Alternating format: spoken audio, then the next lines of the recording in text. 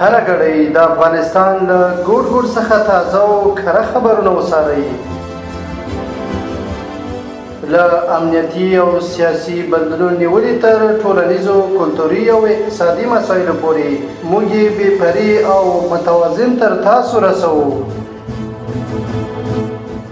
هره ګړۍ له کندوز راډیو څخه.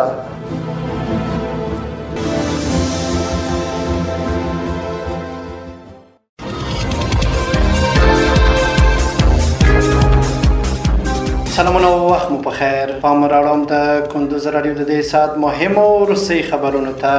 نن چهارشنبه د تلې 13مه نیټه ده چې د 2025 کال د اکتوبر له 22مې نیټې سره سمون لري. روانه خبري غړي د تضاد الجلیل احساس وړاندې کوم، خو په پیل کې هم د څو مهمو خبرونو سره ټکي. په کندوز کې له 2 ټنو زیات نشي توکي وسوځول شول. د اسلامي همکارۍ سازمان او یووالي صندوق د زلزلې ځپلو د مرستې هوکړه وکړه. په ارزګان کې 115 پراختیایي پروژې بشپړې او ګټې اخیستنې ته وسپارل شوې. او برېټانیا د افغانستان او پاکستان ترمنځ د اوربند تړون ستاینه کړې. اوس هم بشپړ خبرونه. په کندوز کې له 2 ټنو زیات نشي توکي وسوځول شول.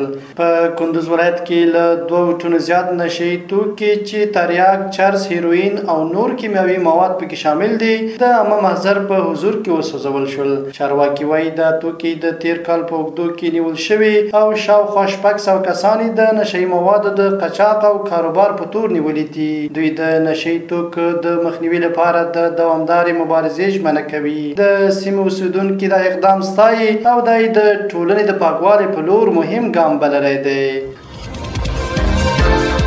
د اسلامي همکارۍ سازمان او یووالي صندوق د زلزلې ځپلو د مرستې هوکړه وکړه. د اسلامي یووالي صندوق او د اسلامي همکارۍ سازمان ترمنځ په افغانستان کې د زلزلې ځپلو د ملاتړ لپاره هوکړه لیک لاسلیک شو.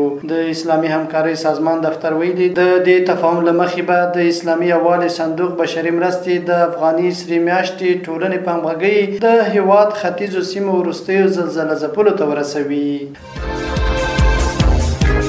په ارزګان کې 115 پراختیایي پروژې بشپړې او ګټې اخیستنې ته وسپارل شوې. د کلیو بیا رغونې پراختیا وزارت ویلي چې په ارزګان ولایت کې د 280 میلیون افغانیو په لګښت 115 بېلابېلې پراختیایي پروژې ګټې اخیستنې ته وسپارل شوې. د یاد وزارت په خپاره شوې خبرپاڼه کې راغلي چې په یادو پروژو کې د کلیوالي سړکونو جوړول او جغل اچول، د اوبو لګولو کانالونو جوړول او پاکول، د پلچکونو استنادي او ګبینه نوي دیوالونو جوړول شامل دي. د مسؤلینو په خبره د یادو پروژو د تطبیق په بهیر کې سلګونه کسانو ته د کار زمینه برابره شوې وه.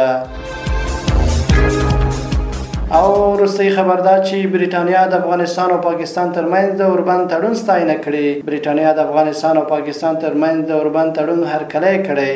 د برېټانیا د بهرنیو چارو وزارت د منځنۍ ختیځ او شمالي افریقا مرستیال هامیش فالکنور ویلي لندن خوښ دی چې په سیمه کې تاوتریخوالی کم شوی او دواړو خواو ته د ډیپلوماسۍ زمینه برابره شوې ده. هغه ټینګار کړی چې د سیمې ثبات په دې پورې تړلی چې دواړو خواوې د تړون د تطبیق ژمنې ته پابند پاتې شي. د یادولو وړ ده چې افغانستان او پاکستان په ډیورن فرضي کرښه د څو ورځنیو نښتو وروسته په دوحه کې خبرې وکړې او د اوربند تړون لاسلیک کړ.